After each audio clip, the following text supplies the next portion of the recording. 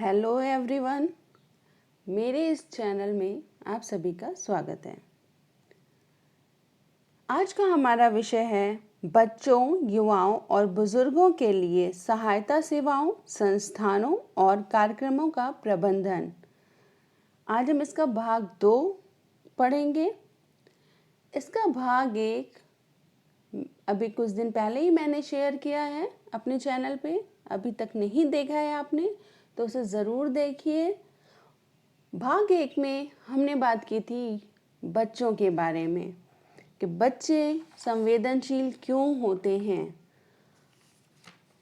और किस प्रकार से बच्चे विभिन्न प्रकार की गतिविधियों में लिप्त हो जाते हैं, क्या कारण है उनका उन विनाशकारी गतिविधियों में लिप्त होने का। उसके साथ साथ कुछ संस्थागत कार्यक्रम और बच्चों के लिए जो सरकार द्वारा पहल की जा रही है उसके बारे में हमने पढ़ा था, जैसे कि समेकित बाल विकास योजनाएं, SOS बच्चों के गांव और बाल गृह के बारे में पढ़ा। गोद लेने के तरीके क्या होते हैं, उनके क्या रूल्स एंड रेगुलेशंस है, ये सब पर हमने अपने पहले वीडियो में बताया था। आज हम युवाओं के बारे में पढ़ेंगे और इसका भाग 3 वृद्ध व्यक्तियों के बारे में होगा। युवा संवेदनशील होते हैं क्यों? अगर हम बात करें राष्ट्रीय युवा नीति 2014 के अनुसार 15 से 29 वर्ष की आयु वर्ग के व्यक्ति को युवा के रूप में परिभाषित किया जाता है और जो 13 से 19 वर्ष के लोग होते हैं उन्हें किशोर की संज्ञा दी जाती है।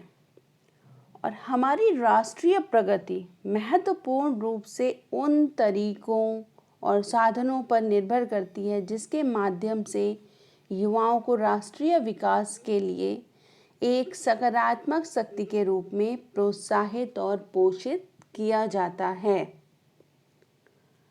और सामाजिक आर्थिक विकास में योगदान करने में युवक सक्षम होते हैं।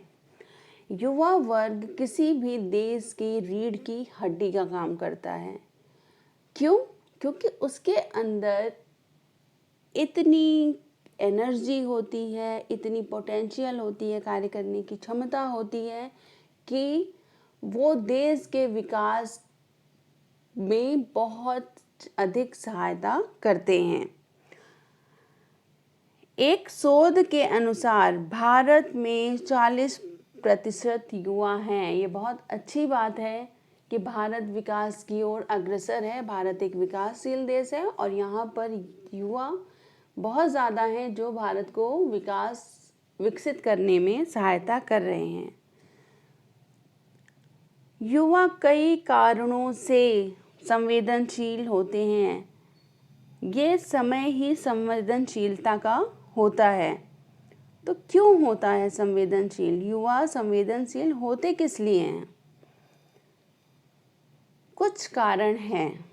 वो जो महत्वपूर्ण कारण है उनकी संवेदनशीलता का, वो क्या क्या है?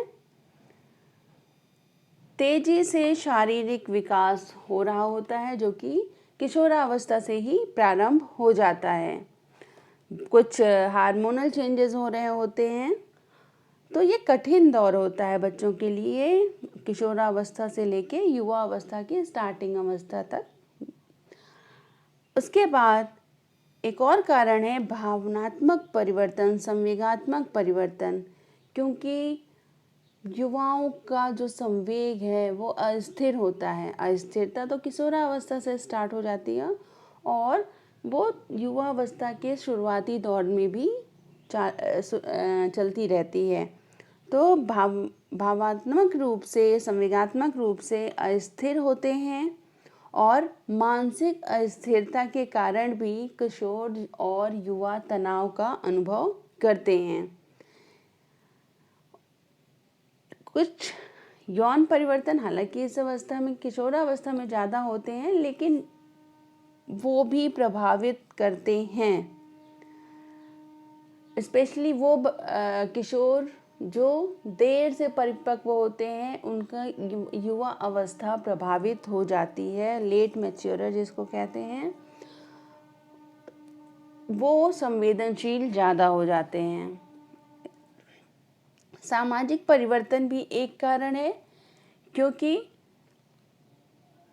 इस समय समाज के लोग उनसे बहुत उम्मीद लगा के रखते हैं। जो लोग किशोरावस्था से युवा वर्ग में आते हैं, उनसे बहुत सारी उम्मीदें उनकी जुड़ी हुई होती हैं, परंतु उनकी मानसिक स्थिति अभी भी इतनी परिपक्व नहीं हुई होती है। लोगों की सोच उनके प्रति बदल जाती है, लोगों का देखने का नज़रिया उनके प्रति बदल जाता है, वो भी उनकी संवेदनशीलता का एक विशेष कारण है। साथियों द्वारा स्वीकृति मिलना, स्पेशली जो है विषम लिंगी जो साथी होते हैं, उनमें आकर्षण की चिंता होती है। पीयर प्रेशर होता है, साथियों का दबाव बहुत ज़्यादा होता है। इस अवस्था में कई चीज़ें साथियों के दबाव के कारण ही लोग करना शुरू कर देते हैं और गलत कार्यों में भी लिप्त होने लगते हैं। भविष्य की चिंता बहुत होती है उन्हें, क्या करेंगे, कौन सी नौकरी करेंगे, कौन सा व्यवसाय करेंगे, उसके लिए क्या क्या पढ़ना है, क्या कमी रह गई है अब तक की पढ़ाई में, ये सारी चिंता उन्हें सताना शुरू कर देती है, जिसकी वजह से उनकी संवेदनशीलता बढ़ जाती है।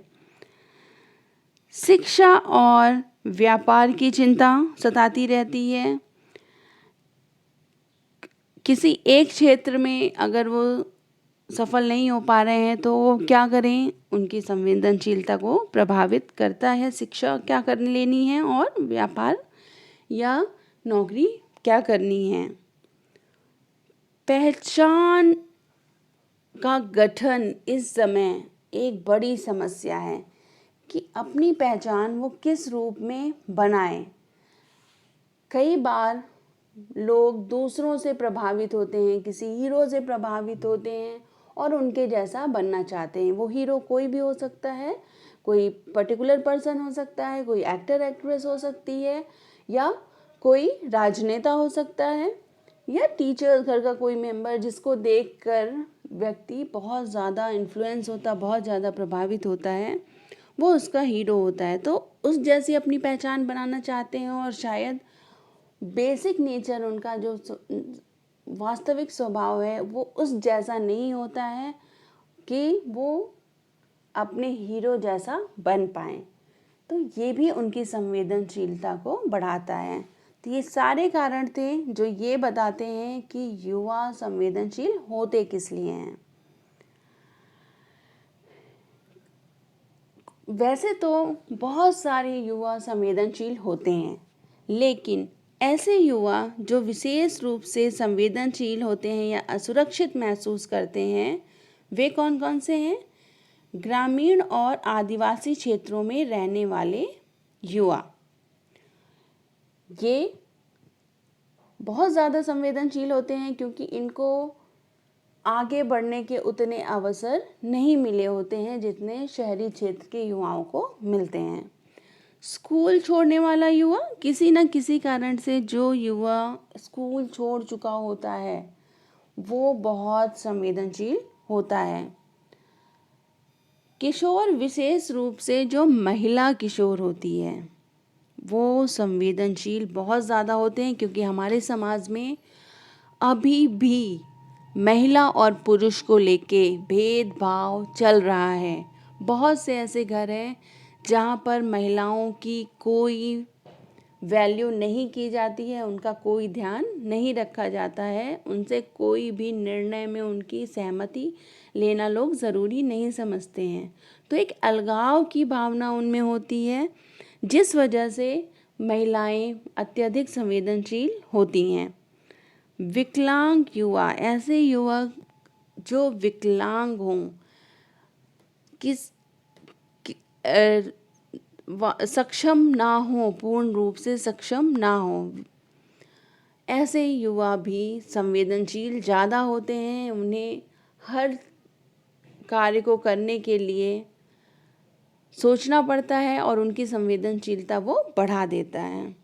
विशेष रूप से ऐसे बच्चे, ऐसे युवा जो कठिन परिस्थितियों से निकल कर आए हैं या कठिन परिस्थितियों को झेल रहे हैं, जैसे कि कोई भी बच्चा तस्करी का शिकार हो गया है, कोई युवक तस्करी का शिकार है, ऐसा युवक संवेदनशील होगा।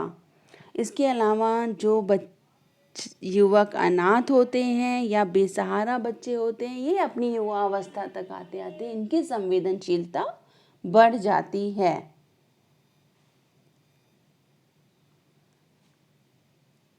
अब हम ये देखेंगे कि युवक जो संवेदनशील होते हैं उनकी वास्तविक में ज़रूरतें हैं क्या, युवाओं की कौन सी ज़रूरतों की पूर्ति होनी ज़रूरी है।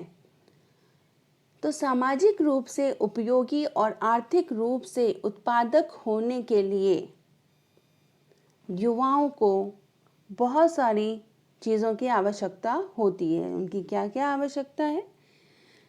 उचित शिक्षा और प्रशिक्षण की ज़रूरत होती है, जिससे वो अपना करियर, अपनी जीविका के साधन सही तरीके से उपलब्ध करा सकें।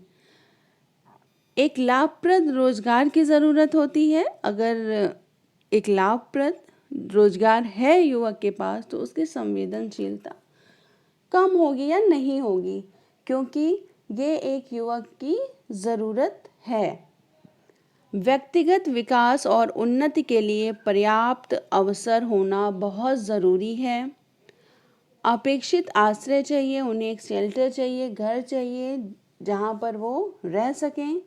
स्वच्छ वातावरण और तथा गुणवत्ता की बुनियादी स्वास्थ्य सेवाएं होनी चाहिए। उनकी जो बुनियादी स्वास्थ्य सेवाएं हैं वो उपलब्ध होनी चाहिए।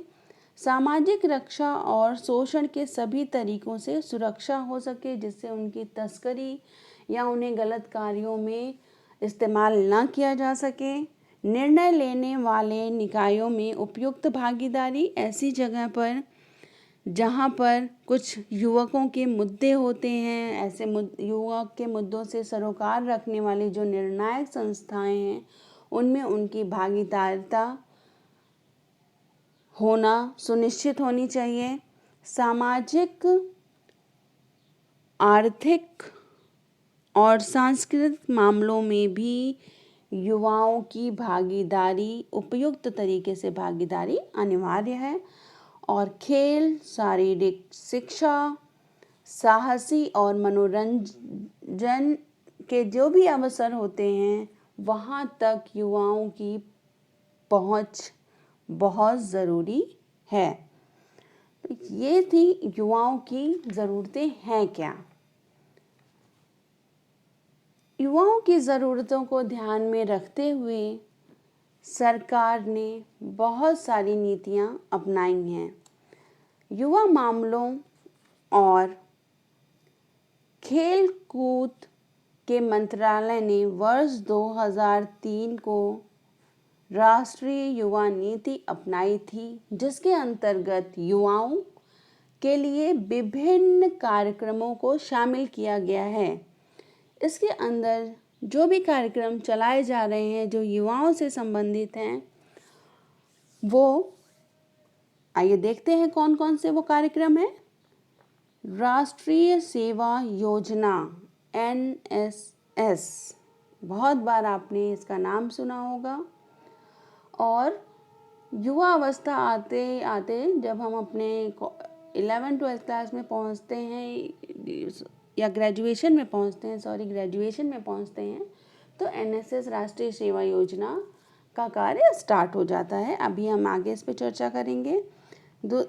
अगला है राष्ट्रीय सेवा स्वयंसेवी योजना, स्वयंसेवक योजना। तीसरा है साहसिक कार्यों को बढ़ावा देना व प्रोत्साहन देना। स्काउट और गाइड, राष्ट्रमंडल युवा कार्यक्रम और राष्ट्रीय एकता को बढ़ावा। ये समस्त कार्यक्रम भारत सरकार द्वारा चलाए जा रहे हैं, डायरेक्ट चलाए जा रहे हैं प्रत्यक्ष रूप से, या किसी न किसी गैर सरकारी संस्था के माध्यम से चलाए जा रहे हैं। राष्ट्रीय सेवा योजना। राष्ट्रीय सेवा योजना सन 1969 में, जो गांधी जी के शताब्दी वर्ष था, तब शुरू की गई। इसका उद्देश्य था छात्रों में समाज कल्याण का विचार पैदा करना, जो आज भी है, और बिना पक्षपात के समाज को सेवा देना। एनएसएस के लिए जो कार्य करते हैं उनको स्वयं सेवक कहा जाता है। एनएसएस स्वयं सेवक यह सुनिश्चित करने के लिए काम करते हैं कि ज़रूरतमंद हर व्यक्ति को अपने जीवन स्तर को बढ़ाने और गरिमामय जीवन व्यतीत करने में सहायता मिले। ऐसा करने में स्वयं सेवक गांव में लोगों से बहुत कुछ सीखते हैं, जैसे कि संसाधनों की कमी के बावजूद एक अच्छा जीवन कैसे बिताया जाए, या आपदा पीड़ितों को भोजन, कपड़े और प्राथमिक चिकित्सा प्रदान करके प्राकृतिक और मानव निर्मित आपदाओं में भी मदद प्रदान करता है। इसकी विभिन्न गतिविधियां होती हैं। 2 तरीके की गतिविधि है। एक नियमित गतिविधि है, 120 घंटे आपको पब्लिक क्षेत्र में, आसपास के आपके एरिया में अपना समय देना पड़ता है, कार्य करना पड़ता है उनके लिए। और दूसरा है वार्षिक विशेष शिविर, वो भी 120 घंटे का होता है। 120 घंटे के लिए एक शिविर का आयोजन किया जाता है, जिससे कि व्यक्ति किस तरीके से हम कम से कम संसाधनों में रह सकते हैं ये सीखता है, कैसे अपने जीवन स्तर को ऊंचा कर सकते हैं ये सीखता है, और समाज की सहायता करता है उस शिविर के अवसर दिनों में भी। तो टोटल मिलाकर एक एनएसएस स्वयंसेवक को 240 घंटे देने पड़ते हैं। सभी एनएसएस स्वयंसेवकों को जिन्होंने कम से कम 2 वर्ष तक एनएसएस की सेवा की है और 240 घंटे तक काम किया है, 120 नियमित गतिविधियों और 120 विशेष शिविर के रूप में कार्य किया है, उनको एक प्रमाण पत्र दिया जाता है। और ये प्रमाण पत्र उनको आगे उनके नौकरी करने के लिए, उनके जीविका के लिए एडिशनल मार्क और थोड़े से अंक को बढ़ाने में सहायता करते हैं। स्वयं सेवकों के रूप में एनएसएस के द्वारा बहुत सारी गतिविधियां होती हैं, जिनमें कुछ गतिविधियां हम अभी देखते हैं क्या क्या कौन कौन सी गतिविधियां की जाती हैं। जैसे कि सड़कों की मरम्मत और निर्माण करना, स्कूल भवन का निर्माण करना, स्वच्छता का ध्यान रखना, गांव में तालाब और टैंक का निर्माण करना, वृक्षारोपण जैसे पर्यावरणीय और पारिस्थितिक सुधार में से संबंधित जो भी गतिविधियां होती हैं उसमें योगदान देना, झीलों से खरपतवार को हटाना यानी कि झीलों की सफाई करना, गड्ढे खोदने का कार्य करना, स्वच्छता से संबंधित विभिन्न गतिविधियां करना, परिवार कल्याण और बाल देखभाल संबंधी कार्यक्रम, सामूहिक टीकाकरण कार्यक्रम यानी कि बड़े पैमाने पर प्रतिरक्षण, शिल्प, सिलाई, बुनाई ऐसे क्षेत्रों में भी प्रशिक्षण देना एवं सहकारिता का आयोजन, इसके साथ साथ व्यावसायिक प्रशिक्षण भी देना। तो ये समस्त कार्य, समस्त गतिविधियां स्वयं सेवकों के द्वारा की जाती हैं। जो उनका 240 घंटे का समय होता है, जो 2 वर्ष में उन्हें देना होता है, उसमें ये समस्त कार्य करते हैं। राष्ट्रीय सेवा स्वयंसेवी योजना मुख्य रूप से नेहरू युवा केंद्रों के माध्यम से राष्ट्रीय विकास के कार्यक्रमों में 1 या 2 वर्ष की छोटी अवधि के लिए पूरे समय के आधार पर कोई भी युवक अपने आप को इसमें शामिल कर सकता है। ऐसा युवक जो अपनी पहली डिग्री पूरी कर ली हो, उसे ऐसा अवसर मिलता है कि वो अपनी विभिन्न गतिविधियों द्वारा राष्ट्रीय विकास में योगदान करे। इस योजना के अंतर्गत विद्यार्थियों को प्रौढ़ क्लबों की स्थापना, कार्य शिविरों के आयोजन, युवा नेतृत्व के प्रशिक्षण कार्यक्रम, व्यावसायिक प्रशिक्षण, ग्रामीण खेलकूद एवं खेलों को बढ़ावा देने के कार्यक्रम में शामिल किया जाता है। नेहरू युवा केंद्रों का मुख्य उद्देश्य क्या है? ग्रामीण क्षेत्रों के गैर छात्र युवा ग्रामीण क्षेत्रों में विकास में अपना योगदान दे सकें। विभिन्न गतिविधियों के माध्यम से केंद्रों का उद्देश्य आत्मनिर्भरता, धर्मनिरपेक्षता, समाजवाद, लोकतंत्र, राष्ट्रीय एकता और वैज्ञानिक सोच के विकास जैसे राष्ट्रीय स्तर पर स्वीकार्य उद्देश्यों को लोकप्रिय बनाना है। कुछ ऐसी गतिविधियां गैर औपचारिक शिक्षा, समाज सेवा शिविर, युवा लोगों के लिए खेल की गतिविधियों का विकास, युवा नेतृत्व प्रशिक्षण शिविर और युवा क्लबों का संवर्धन की स्थापना है। इन गतिविधियों का आयोजन गैर छात्र युवाओं की आत्मनिर्भरता के लिए साक्षरता और संख्यात्मक कौशल प्राप्त करने, उनकी कार्यात्मक क्षमताओं को उन्नत करने और उनके विकास की संभावनाओं से अवगत कराने के उद्देश्य से किया जाता है, जिसमें युवा कार्यात्मक रूप से कुशल, आर्थिक रूप से उत्पादक और सामाजिक रूप से उपयोगी हो जाते हैं। जो मुख्य डिफरेंस है राष्ट्रीय सेवा योजना और राष्ट्रीय सेवा स्वयंसेवक योजना में, वो ये है कि राष्ट्रीय सेवा स्वयंसेवक योजना में जो विद्यार्थी अब अपना कॉलेज छोड़ चुके होते हैं, गैर छात्रों के लिए है, जबकि राष्ट्रीय सेवा योजना छात्रों के लिए होती है। बेसिकली जो मेन डिफरेंस है वो यही है।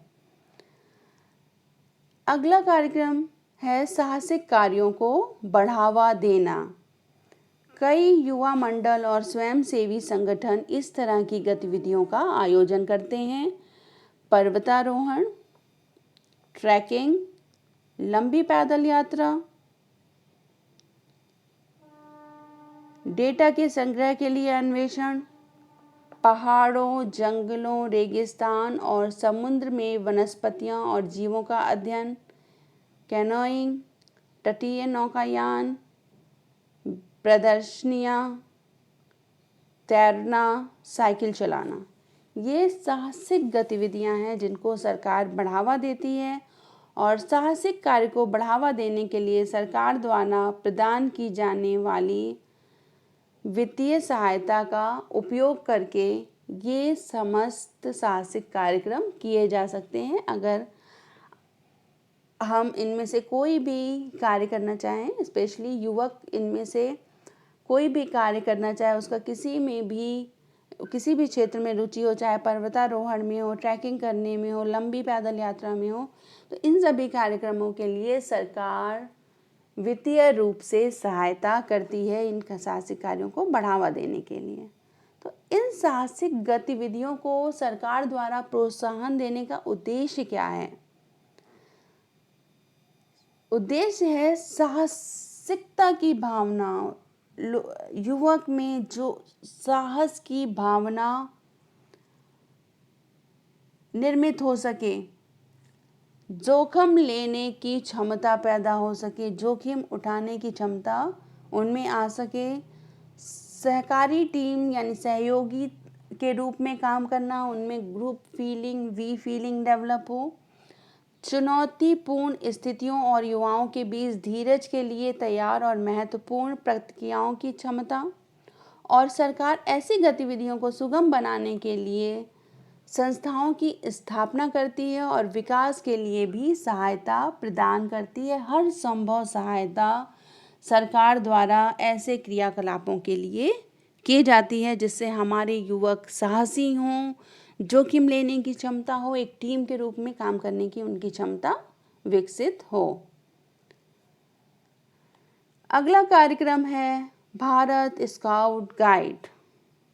भारत स्काउट गाइड बेडन पावल ने, स्काउट गाइड की स्थापना बेडन पावल के द्वारा की गई थी, लॉर्ड बेडन पावल, और भारत में इसका हेडक्वार्टर नई दिल्ली में है। 7 नवंबर 1950 को भारत में स्काउट गाइड की स्थापना की गई। भारत स्काउट गाइड के नाम से लड़के जो युवक होते हैं वो स्काउट के रूप में जाने जाते हैं और लड़कियां, युवतियां गाइड के रूप में जानी जाती हैं। स्काउट और गाइड एसोसिएशन अपने मिशन में अपने उद्देश्यों का वर्णन करता है। स्काउटिंग का मिशन है स्काउट वादा के रूप में, स्काउट के रूप में किशोर और किशोरियों में निष्ठा, देशभक्ति और दूसरों के प्रति विचारशील होने की भावना को बढ़ावा देकर उनका चरित्र को विकसित करना है, उनको एक बेहतर दुनिया का निर्माण करने में सहायता करना है और व्यक्ति के रूप में अपने आप को स्वयं परिपूर्ण बनाने की कोशिश करना है। इन सभी कार्यों में भारत स्काउट गाइड रचनात्मक भूमिका निभाती है। इसका मुख्य उद्देश्य है लड़कियों और लड़कियों के चरित्र निर्माण करना ताकि वो दूसरों के प्रति वफादारी कर सकें, देशभक्ति की भावना उनमें आ सके और संतुलित शारीरिक और सामाजिक विकास को भी बढ़ावा दिया जाता है इसके द्वारा, और युवकों में, बच्चों में राष्ट्रीय सेवा की इच्छा जागृत होती है। जो बच्चा भारतीय स्काउट गाइड का सदस्य होता है, मैं भी रह चुकी हूँ इसकी सदस्य, दल नायक के रूप में मैंने काम किया है और इसके सोपान होते हैं। मैंने तृतीय सोपान तक इसमें कार्य किया है। बहुत सारी चीज़ें इसमें सिखाई जाती हैं, कैसे विषम परिस्थितियों में कम से कम साधनों में हम अपने आप को पूर्ण रूप से तत्पर रखें, तैयार रखें उन परिस्थितियों का सामना करने के लिए, किस तरीके से अपनी जीविका का निर्वाह करें कठिन परिस्थितियों में। ये सारा कुछ ज्ञान दिया जाता है, इसमें बहुत कुछ चीज़ें सिखाई जाती हैं। सरकार स्काउट और गाइड के लिए प्रशिक्षण कैंप लगाता है, रैलियां करता है, जम्बूरी की जाती है। ये जम्बूरी कुछ जगहें सेलेक्ट कर ली जाती है, वहाँ पर हर क्षेत्र के स्काउट गाइड इकट्ठा होते हैं, एक कैंप लगता है जिसे जम्बूरी कहते हैं। इसमें के लिए सरकार द्वारा वित्तीय सहायता दी जाती है। राष्ट्रमंडल युवा कार्यक्रम। भारत राष्ट्रमंडल युवा कार्यक्रम में भाग ले रहा है हमेशा और बहुत वर्षों से, कई वर्षों से भागीदारी बनी हुई है भारत की। इस भागीदारी का मुख्य उद्देश्य है भारतीय युवाओं को देश की विकास प्रक्रियाओं में भागीदारी करने और राष्ट्रमंडल देशों में सहयोग और समझ को बढ़ावा देने के लिए एक मंच प्रदान करना। इस कार्यक्रम के तहत भारत, जाम्बिया और गुयाना के युवा कार्यों में उन्नत अध्ययन के लिए 3 क्षेत्रीय केंद्र स्थापित किए गए हैं, भारत, जाम्बिया और गुयाना में, और एशिया पैसिफिक क्षेत्रीय केंद्र चंडीगढ़, भारत में स्थापित किया गया है। किसके लिए स्थापित किया गया है? राष्ट्रीय युवा कार्यक्रम के लिए। इसके अंतर्गत युवा कार्यक्रम कराए जाते हैं। जो कॉमनवेल्थ गेम होते हैं वो भी इसी के अंतर्गत कराए जाते हैं। राष्ट्रीय एकता को बढ़ावा देना, सरकार द्वारा कई स्वैच्छिक एजेंसियों को वित्तीय सहायता दी जाती है, जिससे कि एक राज्य में रहने वाले युवा वर्ग दूसरे राज्यों में आसानी से भ्रमण कर सके, उस भ्रमण का आयोजन करना एवं उनके संस्कृति के बारे में जानना, यानी कि सांस्कृतिक लेन देन करना इसका मुख्य उद्देश्य है। क्योंकि हर एक जगह की संस्कृति भिन्न होती है, तो दूसरे देश की ऐतिहासिकता, सांस्कृतिक धरोहरों और विभिन्न क्षेत्रों और परिवेशों में लोगों द्वारा जो भी कठिनाइयाँ झेली जा रही हैं, देश के अन्य भागों में जो भी सामाजिक रीति रिवाज हैं, उनके लिए अच्छी समझ को विकसित करना है, संस्कृति का आदान प्रदान करना। इसके अतिरिक्त इस योजना में राष्ट्रीय एकीकरण को, राष्ट्रीय एकता को बढ़ावा देने के उद्देश्य से शिविर लगाए जाते हैं, सेमिनार और सम्मेलन आदि का आयोजन किया जाता है। और इसकी भी फंडिंग, जो वित्तीय सहायता है, वो सरकार द्वारा दी जाती है या किसी न किसी सरकार द्वारा जो शैक्षिक एजेंसियां होती हैं वो भी इसमें सहायता करती हैं। तो ये समस्त कार्यक्रम थे जो युवाओं के लिए चलाए जा रहे हैं, जिससे कि युवा एक अच्छा नागरिक बन के, एक कर्मठ नागरिक बन के देश की प्रगति में सहायता करें। यहाँ पर कुछ आपके लिए प्रश्न हैं, नोट डाउन करिए इन्हें। युवाओं के लिए किस प्रकार के कार्यक्रम उपयुक्त हैं, उनके बारे में लिखिए। भारत में युवा कार्यक्रमों की आवश्यकता क्यों है, उसकी वजह लिखिए। उन समूहों का नाम जो युवाओं के तहत विशेष रूप से संवेदनशील होते हैं, एवं भारत में युवाओं के लिए चलाई जाने वाली किन्हीं 2 कार्यक्रमों के बारे में विस्तार से लिखिए। चाहे आप राष्ट्रीय सेवा योजना के बारे में लिखिए या स्काउट गाइड के बारे में लिखिए, कॉमनवेल्थ युवा केंद्र कार्यक्रम के बारे में, कोई भी 2 कार्यक्रम के बारे में आपको लिखना है। मैं उम्मीद करती हूँ कि आपको भाग 2 बहुत अच्छे से समझ में आ गया होगा। भाग 1 ज़रूर देखिए और भाग 3 देखना भी ना भूलें। थैंक्स फॉर वॉचिंग गुरु ज्ञानम, it's all about home science. Like, share और सब्सक्राइब करना ना भूलें। और अगर आपको कोई भी क्वेरी है इस पार्ट से रिलेटेड, कोई भी समस्या है, तो कमेंट बॉक्स में कमेंट ज़रूर करें, आपको उसका हल ज़रूर मिलेगा। धन्यवाद।